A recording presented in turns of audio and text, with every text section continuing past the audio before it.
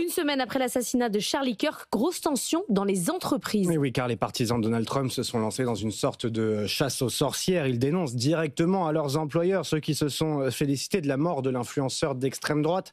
Des dizaines de personnes ont depuis été licenciées. Le récit à Washington d'Antoine Lard pour BFM Business. Oui, les partisans de Donald Trump ont lancé une vaste opération pour dénoncer tous ceux qui se sont réjouis de la mort de Charlie Kirk ou qui ont tout simplement critiqué l'influenceur d'extrême droite. Leurs noms sont affichés sur les réseaux sociaux et les boîtes mail de leurs employeurs sont submergées de messages appelant à les licencier.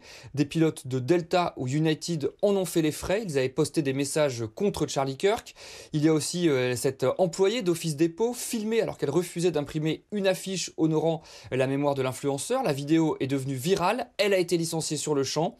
Même sanction pour une professeure d'université qui avait expliqué n'éprouver aucune compassion après l'assassinat. Alors il faut rappeler qu'aux États-Unis, la liberté d'expression est un droit fondamental garanti par le premier amendement de la Constitution, mais les entreprises peuvent demander à leurs employés de ne pas exprimer d'opinion politique en public si cela fait du tort à leur image de marque. En l'occurrence, beaucoup d'entreprises ne veulent surtout pas risquer de se mettre à dos l'administration Trump, alors que cette chasse aux sorcières est encouragée au plus haut sommet de l'État par le vice-président J.D. Vance.